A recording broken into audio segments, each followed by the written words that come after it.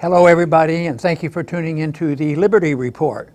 With me today is Daniel McAdams, our co-host. Daniel, good to see you. How are you this morning, Dr. Paul? I'm doing very well, and I'd like to talk a little bit about Saudi Arabia again. Yeah. That hasn't been straightened out, Big but news, yeah. It's still in the news, and some news even this morning about what's going on. Of course, we've talked about, and everybody's been talking about Khashoggi all of a sudden disappearing, at the consulate in Istanbul.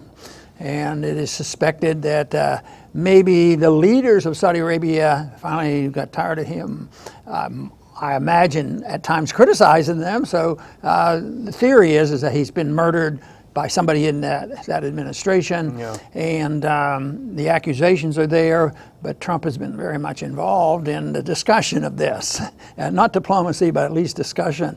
So he said if it's found out that the government of Saudi Arabia killed this person, then they're going to be really sorry about that, because he's very angry about this, and except he wouldn't want to go too far. He wouldn't want to cut off weapons sales, or he wouldn't give up the allegiance to the war efforts in Yemen, that sort of thing. But there was a bit of a threat enough for the Saudis to come back and say, "He better not. We're going to retaliate." Remember the 1970s? Yeah. The embargo. We have control of the oil prices, and it may go to $200, $400. So there were threats enough to the point where several major individuals like Simon and Bill Ford, industrial, won't go to the meeting, the financial meeting in Saudi Arabia, and also some people from Wall Street. So, but under these conditions, Trump called the king. The king, I guess he's still the king, even though we don't hear about him. All we hear about is Mohammed bin Salman, the prince. But anyway, Pompeo's involved now. The president said, "We'll take care of this," and he sent Pompeo over there for a negotiation. So it is getting their attention. It's getting the attention of some people very much involved. It's probably not going to go away in a day or two, but it doesn't look like the solution is just simple. Trump has been very defensive in not cutting off business interests with Saudi Arabia. I mean, we need the jobs, we need to sell the weapons, and it's rhetoric, which isn't, as far as I'm concerned, the most healthy thing in the world. So Pompeo is on his way. Probably later today we may have more news on what's happening. Yeah, Trump is having a lot of pressure too, because, of course, all the thousands of people killed in the U.S. and Saudi war on Yemen, don't worry about it. 500,000 killed in Syria with the U.S. and Saudi effort to overthrow Assad, don't worry about it, no big deal. But one journalist, okay, if he was indeed killed, it's a terrible thing. But one journalist killed, and then all of a sudden the entire Washington is in a spasm, is in a paranoid spasm. And so there's a lot of pressure on Trump. Hey, what are you going to do? This journalist is a big shot, and so he said there's, quote, going to be severe punishment if the Saudis did it. But as you point out, Dr. Paul, don't worry about the weapons, that's okay. But a significant development and an interesting development, a reaction to Trump saying, hey, there's going to be severe punishment, is Turki al-Dakhil, who is the head of the state-owned Arabian News Network, close to the royal family. It's state-owned, state-run. And he had some very strong words over the weekend in an op-ed that ran Sunday. He said if President Trump was angered by $80 oil, nobody should rule out the price jumping to $100, $200 a barrel, or maybe even double that. So what about pricing the oil in yuan? Maybe we'll do that, he said. He said there are 30 ways we can retaliate against the U.S. if they go ahead and move on this. And of course, the official Saudi reply to this very strong editorial was, no, that's not our official position. Don't worry. The Saudi energy minister said, no, we're going to keep things steady. But you have to think that might be something that's thrown out there to say, hey, watch out. We're not going to take this lying down. the biggest thing that could happen would be a realignment, with the Saudis, and they've thrown out this threat as well. Well, you horse around with us too much, we'll go with Iran, and we're going to reach out to Iran. Now that is pretty major when you think about how many years there's been the fighting going on, verbally at least, and strategically between Saudi Arabia and Iran, and they're threatening. But if we divorced ourselves, which I don't think is going to happen, then the Saudis' option could be, we'll go with China and Russia and Iran, and try to work on a new currency. So that would be a pretty big deal. But for some reason, I don't think that's going to happen. Trump is rather blunt about it. Most of the time, people would say, "Well, we're going to protect the military-industrial complex and all these sales," but they wouldn't be so blunt about it. But that probably doesn't hurt Trump. That probably, when he's talking to his populist audience, they probably say, "Well, that's good. He's looking out for us, and there are hundreds of thousands of jobs involved, and this is important, and he's not going to let them push the price of oil up." But sometimes these things get out of hand. Just how militarily they get out of hand, diplomatically they get out of hand as well.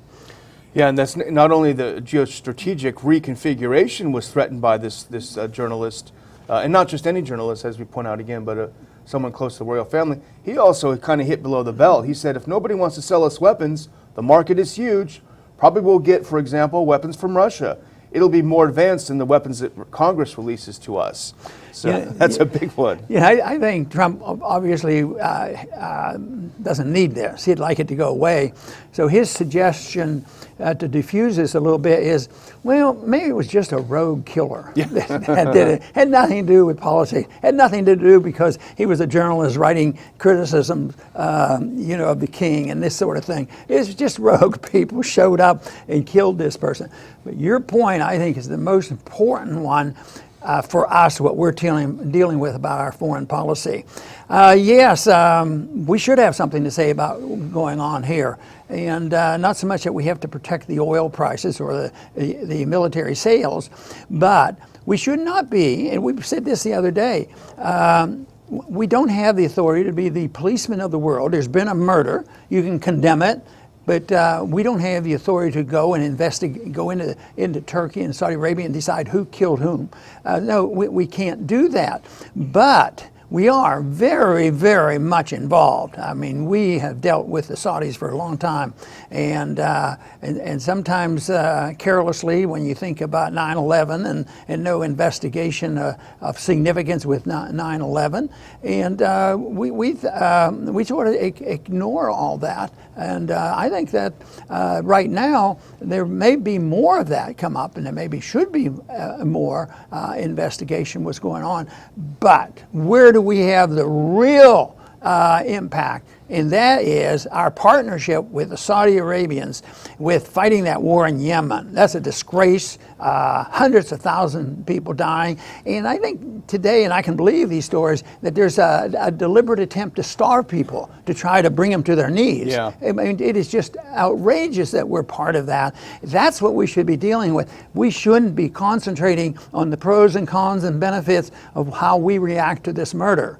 It's their problem. It's so important, but it's something that is a distraction from the foreign policy that helps create this condition over there right now. And Senator Paul and a few others have been trying their best over months to get people's attention on this Yemen war and our complicity in the killing and slaughtering of innocent people. Nobody seemed interested. Nobody wanted to bother. Now when this one person apparently is killed, there's a lot of attention. When this thing first started to break, Dr. Paul, I tweeted in my personal account, and I'm very suspicious about this whole simple narrative that was set up by the media. Here is a Saudi dissident journalist criticizing the Saudi government, and they knocked him off. That was a very simplistic narrative, and I just felt very suspicious about it. I feel even more suspicious day in and day out. So I wrote a couple of questions that I had thinking about this, and in fact, there was an article in Die Welt, the big German mainstream publication, over the weekend that also raised some big things to think about. First of all, there's the issue of the internal struggle for the future of Saudi Arabia. You had the strong Saudi faction represented by Mohammed bin Salman, the young, very impetuous crown prince, wanting to keep this, the whole country is a family business, wanting to keep it a family business. But then you have, apparently, according to the Developed article, you have Khashoggi, who is a member of the Muslim Brotherhood, who's very anti-royal family, who wants to have kind of an Islamic dictatorship, wrongly called in the Wall Street Journal, for example, a democracy. It's an Islamic dictatorship. And so you have this kind of internal struggle. Khashoggi comes from a very privileged elite family. He was actually friends with Osama bin Laden. They were close. He was very close to Prince Turki, who was the head of Saudi intelligence all the way up until just before 9/11, which is very, very interesting. So very elite families. He himself lived in Virginia. It makes you wonder what were his ties, and Develop pointed out, what were his ties with Saudi intelligence, or a faction thereof?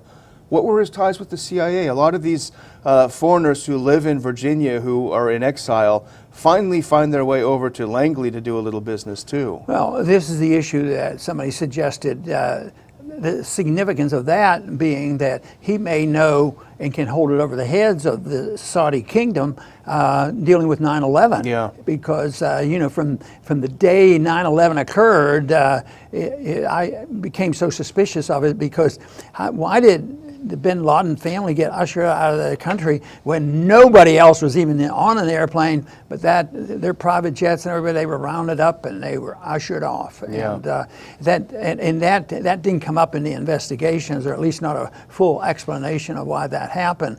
And that to me would make sense if they were, they suggested, well, why don't you come back here? We'll give you a job. Yeah. And we'll protect you. But they knew he wasn't coming back, so they had to go out. But he's no longer going to be able to use the wedge of 9/11. Yeah, no, I think the more we hear about it, the more questions at least are raised in my mind.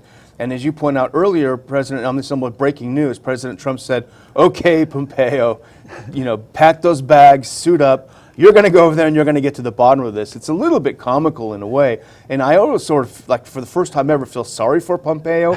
But he's got to go sit down with the old king, find out what's going on, be reassured that they didn't do anything. Then he'll probably have to go over to Turkey, sit around, talk to Erdogan, find out what's going on. So he's going to be doing some shuttle diplomacy. I can hardly imagine that he's going to have his, magnifying glass and be a Sherlock Holmes over there. Well, if you're feeling a little bit sorry for Pompeo, I urge you a little bit of caution. I think he's a neocon. Yeah, that's true. just be cautious of what he does. But I know what you're talking about, diplomatically and all. Our Secretary of States are measured by how many miles they fly. The ones they want to be seen as flying, really in charge of the empire. If you had a Secretary of State that stayed at home, maybe used a telephone, in a way, that's what the Secretary of State would do if we had a free society and we minded our own business and we defended our country. But no, that's not the case. They have to go every time there's a problem. Put them on the airplane. We're engaged. Just like if there's a flood, the president has to go down. Oh yeah, there's a flood here, and we'll take care of things. We'll print more money and spend more money.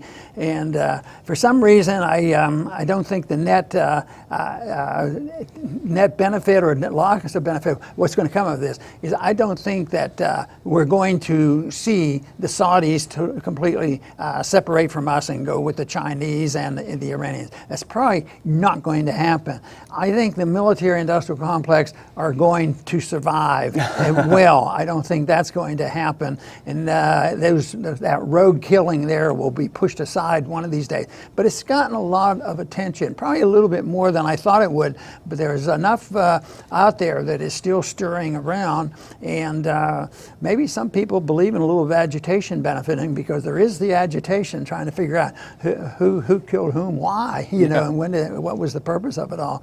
But I think that we're going to be hearing about this for a while yet. Yeah, I think so too. And we can't really let this go without making one more point, which is the role of Turkey in this. Turkey, it was on Turkish soil. The Turks, in Turkish reporting, were absolutely sure he was killed. We even have some audio recordings some of the early things that they've suggested have turned out to be bogus. But Turkey is playing a very important role, I think, is in the question whether Turkey, I mean, they seem to be on a charm offensive. They released that pastor. Trump said, today I feel very good about the Turks. Yeah, 2 days ago I was pretty angry with them. So they have to have that role. Turkey and Saudi Arabia have been at loggerheads traditionally. And so you have this kind of, are they trying to drive a wedge between the Turks, between the Saudis and the U.S.? It's a big question, Dr. Paul, so we could probably do 2 or 3 shows on this. But I would just close by mentioning to some of my followers on my personal Twitter account, which can get spicy at times, that yes, indeed, I have been locked out of my account. It has to do with my sharp reply to someone who came on a thread of mine about the Syrians, where I accused this rebel supporter of being a jihadist, and apparently that was a hate attack on this person. So I am off Twitter for now. I am, unfortunately, I've joined the 800 or so others that are now being purged. So it's pretty chilling, Dr. Paul, when the social media cracks down on people for very unusual things. There's no doubt it's a big problem, and we've suffered from it, and you have personally. But I still remain cautiously optimistic about what's going on, because I think there will be alternatives developed. Because I just reading yesterday of a group that seems to be making progress as an alternative for Google, and it's out there. It's going to come along. So we have to keep our eyes and ears open and support it when we can. Because otherwise they become and they exist and they will maybe maintained as nothing more than the arm of government. So we don't have the government marching in daily with guns and bullets and taking away our Fourth Amendment rights. But they're close allies with social media, and all of a sudden our privacy and our freedom of speech has been hindered, and it's not quite a libertarian society and saying, oh, they're free market, they're allowed to do this. It's a little bit more complex than that. Anyway, I want to thank everybody for tuning in today to the Liberty Report. Please come back soon.